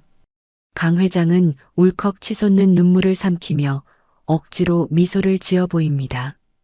그래, 고맙다. 할애비는 네가 먹는 것만 봐도 배가 부르구나. 강 회장은 밥그릇에 놓인 고기를 집어 입에 넣었습니다. 짭조름한 양념 맛과 함께 짠 눈물 맛이 느껴지네요. 식사가 끝나갈 무렵 소희의 움직임이 점점 느려지더니 꾸벅꾸벅 졸기 시작합니다. 배가 부르고 몸이 따뜻하니 쏟아지는 잠을 이길 수가 없는 상황. 강 회장은 의자에서 조는 소희를 번쩍 안아들었습니다. 깃털처럼 가벼운 무게. 2층 침실로 올라가 최고급 오리털 이불 위에 소희를 눕혔습니다. 잠결에도 소희는 이불을 꼭 쥐며 웅얼거립니다. 할머니, 나 이제 안 추워. 할아버지가 밥 줬어. 소희의 잠꼬대에 강 회장은 입을 틀어막고 소리 없는 오열을 삼킵니다. 그는 잠든 아이의 머리카락을 쓰다듬으며 굳게 다짐했습니다.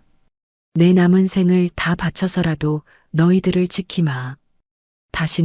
절대로 다시는 너희 눈에서 눈물 나게 하지 않겠다. 강 회장이 방불을 끄고 조용히 문을 닫고 나옵니다. 복도 끝 창문 너머로 평창동의 밤하늘이 보입니다. 어제까지만 해도 지옥 같았던 눈보라는 그치고 보름달이 환하게 떠 있군요. 폭풍우는 지나갔습니다. 이제 이 집에는 따뜻한 햇살만이 비출 것입니다. 창틈으로 스며든 아침 햇살이 소희의 눈꺼풀을 간지럽힙니다. 소희는 화들짝 놀라며 눈을 떴습니다. 혹시 늦잠을 자서 공장 아르바이트에 늦은 건 아닐까 하는 습관적인 공포. 하지만 눈앞에 펼쳐진 건 곰팡이 핀 비닐하우스 천장이 아니라 눈부시게 하얀 샹들리에군요. 몸을 감싸고 있는 건 까칠한 솜니불이 아닌 구름처럼 부드러운 오리털 이불인 상황. 소희는 그제야 어젯밤의 일이 꿈이 아니었음을 깨닫습니다. 폭신한 침대에서 일어나 조심스럽게 방 밖으로 나갔습니다. 1층 거실에서는 고소한 빵 굽는 냄새와 향긋한 커피 향이 올라오고 있네요. 강 회장은 이미 소파에 앉아 신문을 보고 있었습니다. 말끔하게 차려입은 모습이지만 어제와 달리 표정은 한결 부드러워 보입니다. 일어났니? 잘 잤고. 강 회장이 신문을 접으며 다정하게 묻습니다. 소희는 쑥스러운 듯 배시시 웃으며 고개를 끄덕였습니다. 네, 할아버지. 민재도 아직 자요. 그때 현관문이 열리고 비서실장 김 전무가 들어왔습니다. 그의 손에는 두툼한 검은색 서류 가방이 들려 있군요. 김 전무의 표정은 평소보다 훨씬 무겁고 침통해 보입니다. 그는 강 회장에게 목례를 한 뒤 소희를 의식한 듯 잠시 머뭇거리는 상황. 회장님, 지시하신 조사 결과가 나왔습니다. 아이들 앞이라 말씀드리기가 좀. 강 회장은 직감적으로 좋지 않은 내용임을 알아차렸습니다. 그는 김 여사를 불러 소희를 식당으로 데려가게 했습니다. 소희가 자리를 비우자 거실에는 무거운 침묵만이 감돕니다. 말해봐. 내 며느리. 지영이 어미는 어떻게 된 거야? 강 회장의 물음에 김 전무는 마른 침을 삼키며 서류 봉투를 꺼냈습니다. 그리고 떨리는 목소리로 보고를 시작하네요. 죄송합니다, 회장님. 조금 더 일찍 찾았어야 했는데 며느님께서는 정확히 3개월 전에 돌아가셨습니다. 결국 몸이 버티지 못해 갑작스럽게 세상을 떠났다고 합니다. 강 회장의 손이 파르르 떨리며 찻잔이 달그락거리는 소리를 냅니다. 예상했던 일이지만 막상 귀로 들으니 가슴이 무너져 내리는군요. 과로사라니. 그 어린 것이 얼마나 힘들게 일했으면. 김 전무의 보고는 계속되었습니다. 회장님 댁에서 쫓겨난 직후부터 식당 설거지 공장 미싱 보조 안 해본 일이 없었다고 합니다. 그러다 3년 전 사모님께서 몰래 도와주던 지원이 끊기자 밤낮 없이 일을 늘리셨고 결국 몸이 버티지 못하고 쓰러지신 겁니다. 마지막까지 아이들 몫을 챙기려 했던 흔적만이 남아 있었다고 합니다. 강 회장은 가슴을 움켜쥐며 깊은 신음토를 뱉었습니다. 자신이 며느리를 내쫓지만 않았어도, 아니 3년 전 아내가 죽었을 때 한 번이라도 관심을 가졌더라면 이런 비극은 없었을 겁니다. 그는 고개를 숙인 채 한참이나 말을 잇지 못했습니다. 그럼 장례는 제대로 치러준 거야? 강 회장의 질문에 김 전무가 고개를 푹 숙입니다. 차마 입이 떨어지지 않는다는 듯 한숨을 내쉬는군요. 그게 연고자가 없고 돈이 없어서 가족의 보호를 받지 못한 채 조용히 절차가 진행되었습니다. 유골함도 없이 시립 납골당 임시 안치소에 모셔져 있습니다. 더 이상 돌보는 이가 없어 조치가 필요했던 상황이었다고 합니다. 쾅! 강 회장이 주먹으로 테이블을 내리쳤습니다. 탁자 위에 유리잔이 넘어져 바닥으로 떨어지며 산산조각이 났습니다. 내 며느리가, 내 손주들의 어미가 무연고 시신이라니, 폐기라니, 대한민국 최고 재벌가의 며느리가 갈 곳이 없어 차가운 임시 안치소에 방치되어 있다니요. 이건 말이 안 됩니다. 있어서는 안 될 일입니다. 강 회장의 눈에서 뜨거운 눈물이 뚝뚝 떨어져 서류 위를 적셨습니다. 그는 며느리의 사진을 어루만지며 오열했습니다. 아가, 미안하다. 이 못난 시애비를 용서하지 마라. 내가 너를 죽였다. 내가 죄인이다. 거실은 순식간에 눈물바다가 되었습니다. 김 전무도 눈시울을 붉히며 고개를 들지 못하는 상황. 한참을 흐느끼던 강 회장이 젖은 눈을 번쩍 떴습니다. 그의 눈빛이 다시 형형하게 빛나기 시작합니다. 더 이상 슬퍼만 하고 있을 때가 아닙니다. 죽은 며느리에게 해줄 수 있는 마지막 도리를 해야 합니다. 김 실장, 당장 차 대기시켜. 내 며느리 모시러 간다. 그리고 변호사 불러서 호적 정리 서류 준비해. 강 회장이 자리에서 벌떡 일어났습니다. 지팡이를 짚은 손에 핏줄이 설 정도로 힘이 들어가 있군요. 오늘은 강 회장 인생에서 가장 중요한 날이 될 것입니다. 끊어졌던 3년의 고리를 잇고 버려졌던 가족을 다시 자신의 울타리 안으로 완벽하게 복원시키는 날. 식당에서 빵을 먹던 소희가 쨍그랑 소리에 놀라 거실을 빼꼼히 내다봅니다. 할아버지가 울고 있습니다. 하지만 그 눈물은 어제와 달랐습니다. 슬픔보다는 굳은 결의가 느껴지는 눈물. 소희는 왠지 모르게 가슴이 뭉클해지는 것을 느꼈습니다. 검은 세단 수십 대가 좁은 시립 납골당 주차장으로 들어섭니다. 평소라면 쳐다보지도 않았을 외지고 삭막한 곳이네요. 강 회장은 지팡이를 짚고 차에서 내렸습니다. 뒤따라 내린 소희가 불안한 눈빛으로 할아버지의 옷자락을 잡는군요. 강 회장은 말없이 소희의 손을 꼭 잡아주며 건물 안으로 들어갔습니다. 안내받은 곳은 가장 구석진 임시 안치실이었습니다. 햇볕 한 줌 들지 않는 차가운 철제 캐비닛. 그 중에서도 가장 아래 칸에 먼지 쌓인 하얀 상자 하나가 놓여 있는 상황. 이름표조차 없습니다. 그저 무연고 접수번호 3084라는 차가운 숫자만이 적혀 있을 뿐입니다. 강 회장의 다리가 휘청거립니다. 천하의 강태훈 며느리가 이름도 없이 번호로 불리고 있었다니요. 피가 거꾸로 솟는 듯한 분노와 참을 수 없는 비통함이 동시에 밀려옵니다. 강 회장은 떨리는 손으로 유골함을 꺼내 품에 안았습니다. 차가운 도자기의 감촉이 심장을 찌르는 듯합니다. 아가, 시애비가 왔다. 내가 너무 늦게 와서 미안하다. 강 회장의 굵은 눈물이 유골함 위로 뚝뚝 떨어집니다. 곁에 서 있던 소희도 엄마의 유골함을 알아보고 울음을 터뜨리는군요. 엄마, 엄마. 아이의 서러운 울음소리가 납골당 복도를 가득 채우는 슬픈 순간. 강 회장은 손수건을 꺼내 유골함에 묻은 먼지를 닦아냈습니다. 그리고 비서실장이 건넨 최고급 비단 보자기로 유골함을 조심스럽게 감쌌습니다. 이제 가자. 춥고 어두운 곳은 이제 끝이야. 양지발은 우리 선산으로 가자. 내 남편 있는 곳으로 가서 편히 쉬어라. 강 회장은 비서들의 부축도 마다하고 직접 유골함을 가슴에 품고 걸음을 옮겼습니다. 그 뒷모습이 어느 때보다 작아 보이지만 동시에 그 어느 때보다 단단해 보입니다. 소희는 할아버지의 손을 잡고 그 뒤를 따랐습니다. 며칠 뒤 강 회장의 저택 서재에는 법무팀장과 변호사들이 모여 있었습니다. 책상 위에는 인주가 마르지 않은 서류들이 수북하게 쌓여 있는 상황.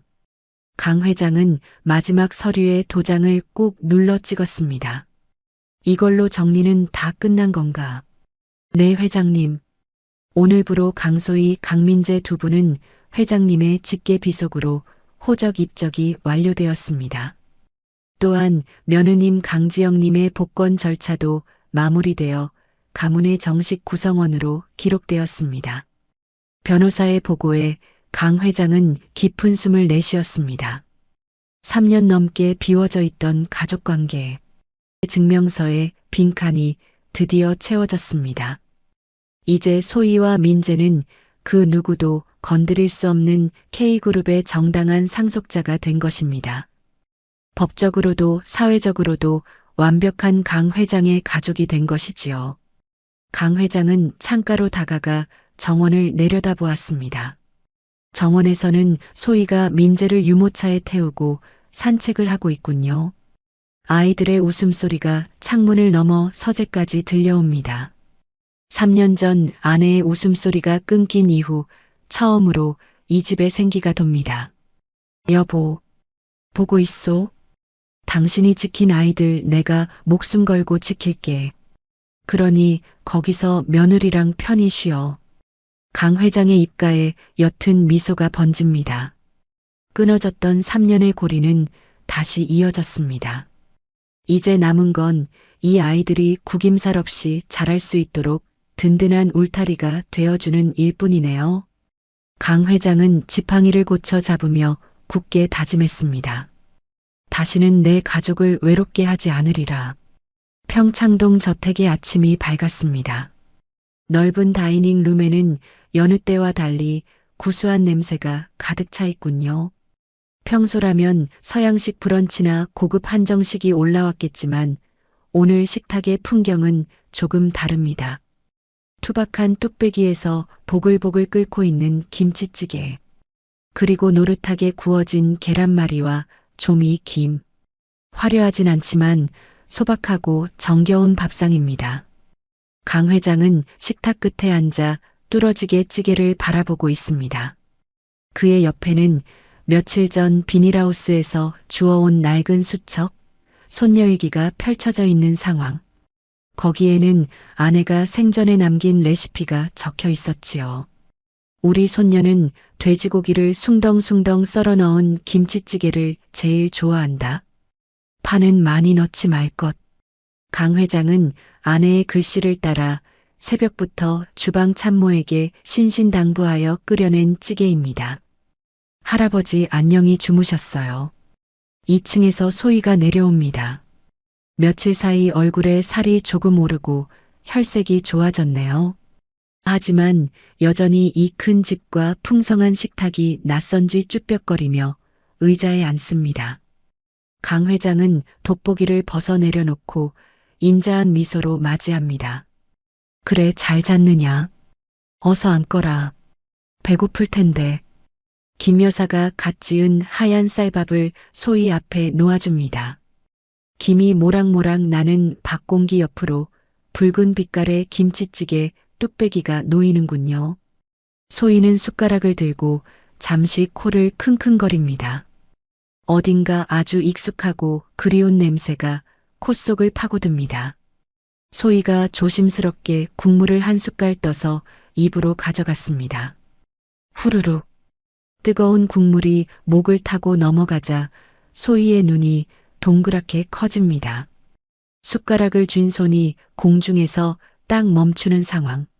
소희의 시선이 강 회장과 뚝배기를 번갈아 오가더니 이내 눈시울이 붉어지기 시작합니다. 할아버지, 이거 응맛이 어떠냐? 할머니가 해주던 맛이랑 똑같아요. 진짜 똑같아요. 소희의 목소리가 물기에 젖어 떨려옵니다. 3년 전 할머니가 돌아가신 뒤로 편의점 컵라면과 찬 밥으로만 때우던 아이였습니다. 세상에서 가장 그리웠던 맛. 다시는 못 먹을 줄 알았던 할머니의 손맛이 입안 가득 퍼지자 참았던 설움이 북받쳐 오르는 것이지요. 강 회장은 그제야 안도의 한숨을 내쉬며 자신의 밥그릇을 들었습니다. 성공했구나. 아내가 남긴 수첩이, 그리고 자신의 정성이 아이에게 닿은 것입니다. 강 회장은 숟가락으로 찌개 속을 휘저어 큼지막한 돼지고기 한 점을 골라냈습니다. 그리고 소희의 하얀 쌀밥 위에 툭 얹어주었네요. 많이 먹어라. 그동안 할애비가 너무 늦게 와서 정말 미안하다. 투박한 사과. 하지만 그 어떤 미사여구보다 진심이 담긴 한마디였습니다. 소희는 밥 위에 놓인 고기를 보며 입술을 꽉 깨물었습니다. 눈물이 뚝뚝 떨어져 밥그릇으로 스며듭니다. 소희는 눈물 젖은 밥을 크게 떠서 입안으로 밀어 넣었습니다. 오물오물 씹을 때마다 짠 눈물과 고소한 고기 맛이 뒤섞여 목구멍으로 넘어갑니다. 천천히 먹어. 체한다. 강 회장은 휴지를 뽑아 소희의 눈가를 닦아주었습니다. 거친 손길이지만 세상 그 무엇보다 따뜻한 온기가 느껴지는 상황. 소희는 밥을 먹으면서도 엉엉 소리내어 울기 시작했습니다. 슬퍼서 우는 게 아닙니다. 너무 따뜻해서 이제는 혼자가 아니라는 사실이 너무 벅차서 터져나오는 눈물입니다. 눈물 젖은 밥을 허겁지겁 먹는 소희를 보며 강 회장도 슬그머니 안경을 벗고 눈가를 훔칩니다. 가족이 마주보고 앉아 따뜻한 밥 한 끼를 나누는 것. 그것이 바로 자신이 그토록 찾아 헤매던 행복의 실체였던 겁니다. 말하지 않아도 알 수 있습니다. 구수한 찌개 냄새와 달그락거리는 수저 소리 속에서 서로의 골맞던 상처가 아물어가고 있다는 것을, 지난 3년의 고통이 밥알과 함께 씹혀 넘어가고 그 빈자리에 따스한 사랑이 채워지는 치유의 시간. 어느새 소희의 뚝배기 바닥이 긁히는 소리가 납니다. 국물 한 방울 남기지 않고 싹 비웠군요. 소희는 불룩해진 배를 문지르며 헤헤 웃어 보입니다. 눈가에는 아직 눈물 자국이 남아있지만 입가에 번진 미소는 봄 햇살처럼 환한 상황. 강 회장은 그 미소를 보며 덩달아 웃음을 터뜨렸습니다. 잘 먹으니 예쁘구나. 부족하면 더 줄까? 아니에요. 배 터질 것 같아요. 할아버지도 얼른 드세요. 식어요. 소희의 재촉에 강 회장도 그제야 숟가락을 들고 식사를 시작했습니다. 이미 다 식어버린 국물이지만 그 맛은 세상 그 어떤 진수성찬보다 달콤하네요. 식사가 끝나갈 무렵 강 회장은 식탁 너머로 손을 뻗어 소희의 손을 잡았습니다. 찬물에 설거지를 하느라 거칠게 트고 여기저기 상처가 난 작은 손. 강 회장은 그 손을 자신의 크고 두툼한 두 손으로 포개어 감쌌습니다. 소희야, 내 눈을 보거라. 소희가 고개를 들어 강 회장의 깊은 눈동자를 마주봅니다. 강 회장은 떨리지만 단호한 목소리로 말을 이었습니다. 할애비가 약속하마. 이제 다시는 너희들이 추위에 떨게 하지 않겠다. 다시는 배고파서 울게 하지 않을 거야. 내 목숨이 붙어 있는 한 너희는 세상에서 가장 행복한 아이로 살게 될 거다. 그것은 단순한 다짐이 아니었습니다. 자신의 남은 생을 모두 바치겠다는 맹세이자 하늘에 있는 아내와 며느리에게 바치는 속죄의 선언. 소희는 할아버지의 진심을 느꼈는지 잡은 손에 꽉 힘을 주었습니다. 투박하지만 든든한 온기가 손바닥을 통해 심장까지 전해져 오는군요. 네, 할아버지. 믿어요. 소희의 대답에 강 회장의 얼굴에서 지난 3년의 묵은 그늘이 걷히고 생기가 돌기 시작합니다.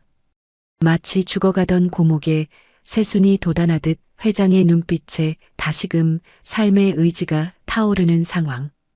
그때였습니다. 커다란 통유리창 밖으로 기적 같은 풍경이 펼쳐집니다.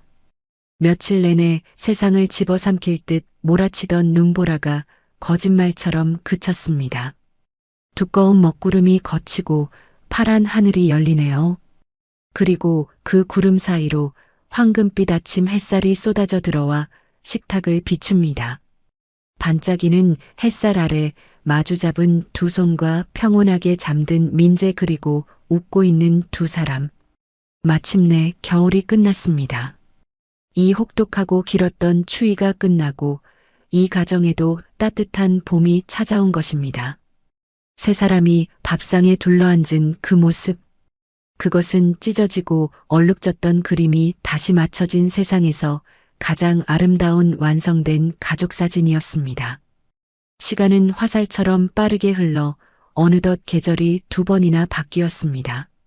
평창동 저택의 정원에는 철쭉과 개나리가 흐드러지게 피어 완연한 봄 기운을 뽐내고 있군요. 겨울 내내 앙상했던 나뭇가지에도 연두색 새순이 돋아나 생명을 노래하는 상황. 고요하기만 했던 이 저택의 아침 풍경도 180도 달라졌습니다. 소희야, 늦었다. 얼른 일어나야지. 학교 셔틀버스 올 시간 다 됐다.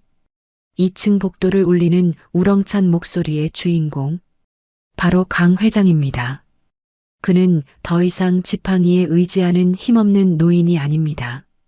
가벼운 트레이닝복 차림에 앞치마를 두른 모습이 영락없는 손녀바보 할아버지네요.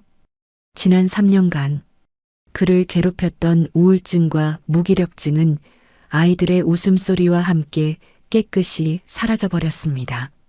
아, 할아버지 5분만 더요. 방문이 열리며 교복을 입은 소희가 튀어나옵니다. 입에는 토스트를 물고 한 손으로는 책가방을 챙기느라 정신이 없는 모습. 볼살이 통통하게 오르고 윤기가 흐르는 머릿결. 3년 전 비닐하우스에서 떨던 그 꼬질꼬질한 아이는 온데간데 없고 사랑받고 자란 티가 역력한 명랑한 소녀가 되었습니다. 민재야, 형아 갔다 올게. 아니, 누나 갔다 올게. 소희가 거실 매트 위에서 뒹굴고 있는 민재의 볼에 뽀뽀를 합니다. 어느새 걸음마를 떼고 아장아장 걷기 시작한 민재. 민재는 누나의 배웅에 깨르르 웃으며 고사리 같은 손을 흔들어 줍니다. 강 회장은 그 모습을 흐뭇하게 바라보며 소희의 등 뒤로 다가갔습니다. 머리가 이게 뭐냐? 이리 와라, 묶어줄게. 강 회장의 투박한 손길이 소희의 머리카락을 조심스럽게 빗어 넘깁니다. 처음에는 서툴러서 머리카락을 쥐어뜯기 일쑤였지만 이제는 제법 솜씨가 늘었군요. 노란 고무줄로 야무지게 머리를 묶어주는 회장의 눈빛에 꿀이 뚝뚝 떨어지는 상황. 다녀오겠습니다. 할아버지 사랑해요.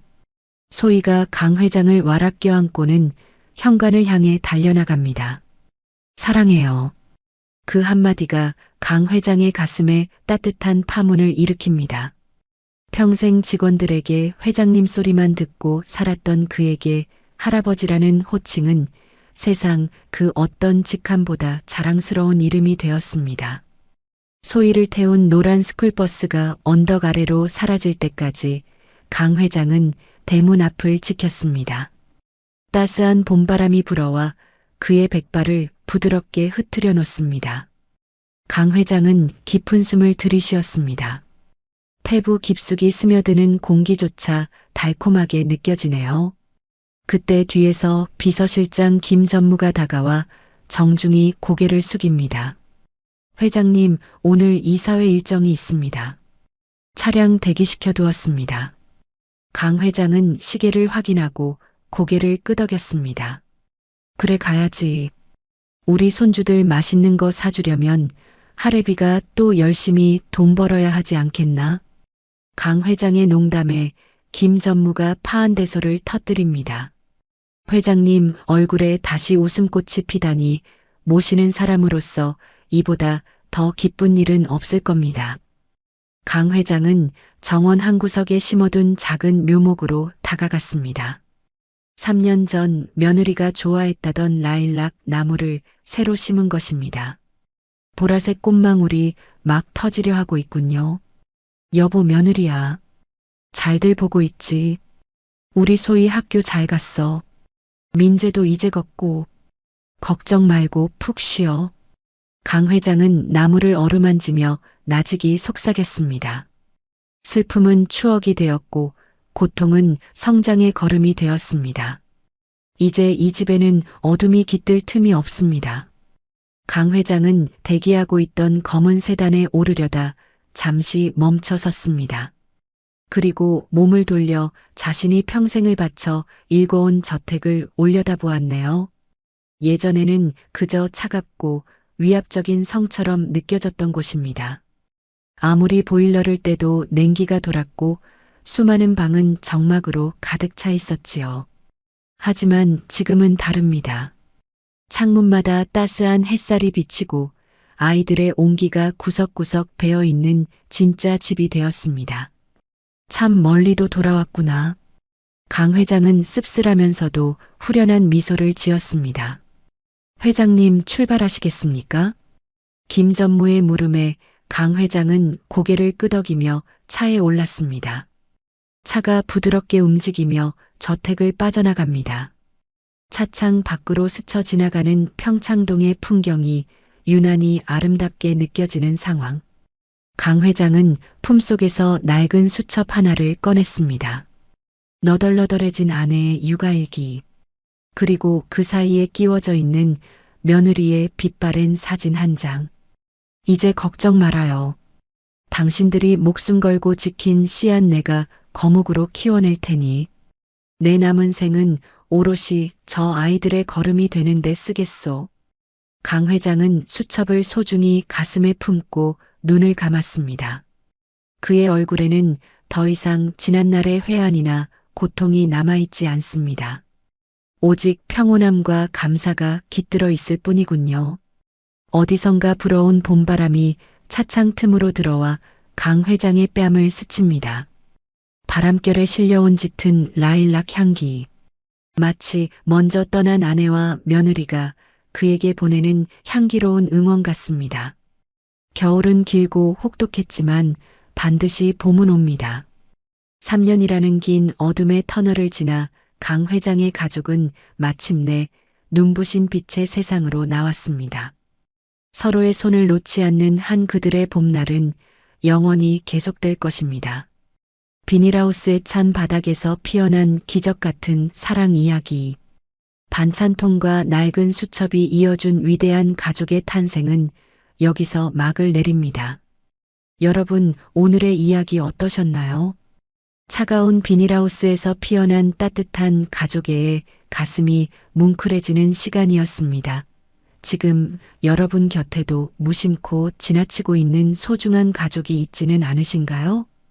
오늘 저녁에는 사랑하는 가족들에게 따뜻한 밥 한 끼와 함께 사랑한다는 말을 전해보는 건 어떨까요? 늦었다고 생각할 때가 가장 빠를 때라는 말처럼 표현하지 않은 사랑은 전해지지 않으니까요.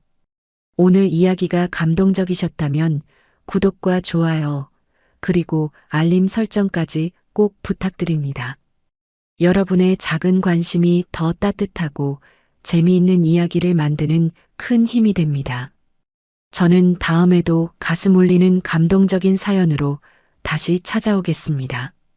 지금까지 사연 읽어주는 라디오였습니다. 감사합니다.